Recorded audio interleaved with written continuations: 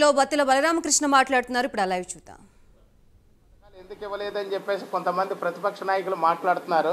కానీ నిజానికి ఆ వైసీపీ ప్రభుత్వం ఏర్పడిన తర్వాత ఎంతకాలానికి పథకాలు అమలు చేశారో ఒకసారి చూసుకోండి.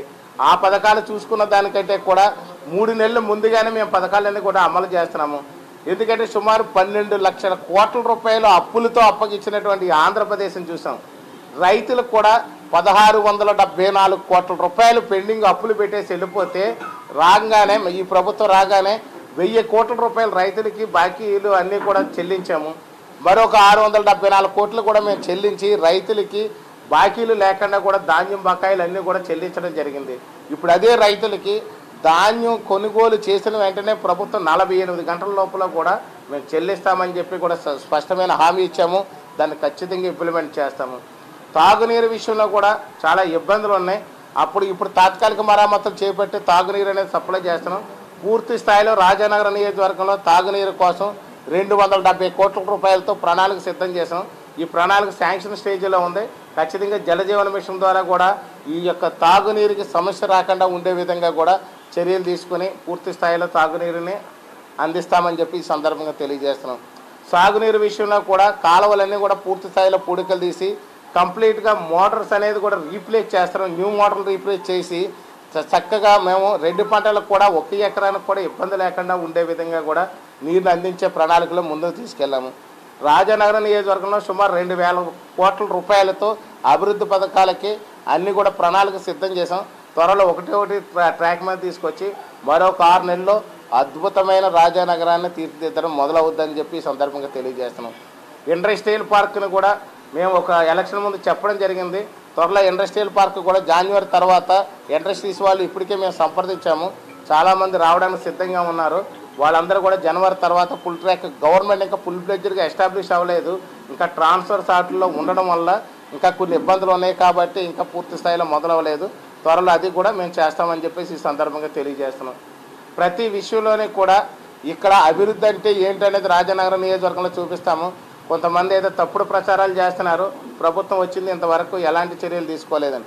కానీ నిజానికి గత ప్రభుత్వం ఈ ప్రభుత్వానికి కనుక చూసుకుంటే వాళ్ళ యొక్క అసురాసుర ప్రభుత్వం ఇది వచ్చి దేవతల ప్రభుత్వం అని చెప్పేసి ఈ సందర్భంగా నేను తెలియజేస్తున్నాను. ఎందుకంటే అసురులు అంటే రాక్షసుల ప్రభుత్వం. మనం ముఖ్యంగా చూసుకున్నట్లయితే తిరుపతి లడ్డూనే భయంకరమైనటువంటి రసాయనాలతోని భయంకరమైనటువంటి పశు మాంసంతోని భయంకరమైనటువంటి కళేబారాలు ఏదైతే ఉంటాయో దాని యొక్క దుమ్ముల్లోని తీసినటువంటి ఆయిల్ ద్వారా తిరుపతి లడ్డూని తయారు చేసి ప్రపంచవ్యాప్తంగా తిరుపతి వెంకటేశ్వర స్వామికి ఉన్నటువంటి ఎంత భక్తి భావంతో చూస్తారు. వెంకటేశ్వర స్వామికి ఎంత భక్తి ఉందనేది చూస్తే కంటే లడ్డూను చూస్తే స్వయంగా అక్కడ తిరుపతి వరకు వెళ్ళనోళ్ళు కూడా లడ్డూని చూడగానే వెంకటేశ్వర స్వామిని పాదాలు ముట్టుకున్నంత ఆనందపడతారు భక్తులు.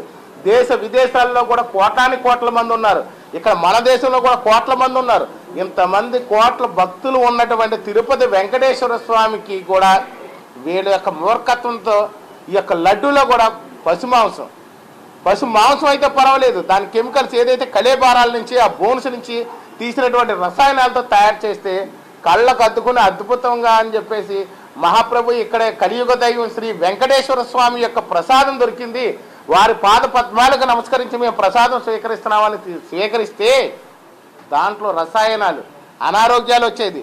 కానీ ఇంత భయంకరమైనటువంటి ఈ యొక్క వైసీపీ ప్రభుత్వం కుట్రపూర్వకంగా ఈ యొక్క వాళ్ళకి లాభాల కోసం వాళ్ళ యొక్క స్కాములు చేయడం కోసం వాళ్ళ డబ్బులు సంపాదించుకోవడం కోసం ప్రజల యొక్క నమ్మకం మీద దెబ్బకొట్టి హిందువుల మీద నమ్మకం మీద దెబ్బకొట్టి ఆ లడ్డు ఎప్పుడు ఎవరికి తినకూడదనే విధంగా కూడా తయారు చేసి ఈవేళ లడ్డూను కూడా మోసం చేసి ప్రజల భక్తుల మనోభావాలు దెబ్బతీసేటట్టు జగన్మోహన్ రెడ్డి ప్రభుత్వం ఉంది అని అంటే ప్రజలకు ఏ విధంగా ఉపయోగపడిందని చెప్పి ఈ సందర్భంగా మనం ప్రశ్నించుకోవాల్సిన అవసరం ఉంది. అదే రోజున ఆ రోజు చెప్పారు ఆయన సుబ్బారెడ్డి గారు కూడా చూస్తే తిరుపతి దేవస్థానంలో టికెట్లు పెంచేస్తే ఇంకా బాగా డబ్బులు వస్తాయని చెప్పారు. అదే టైంలో జగన్మోహన్ రెడ్డి గారు ఇంకో స్కీమ్ చెప్పారు. లిక్కర్ మీద రేట్లు ఎందుకు పెరుగుతున్నాయని అడిగితే లిక్కర్ తాగడం మానేస్తారు, రేట్లు ఎక్కువ పెంచితేనే లిక్కర్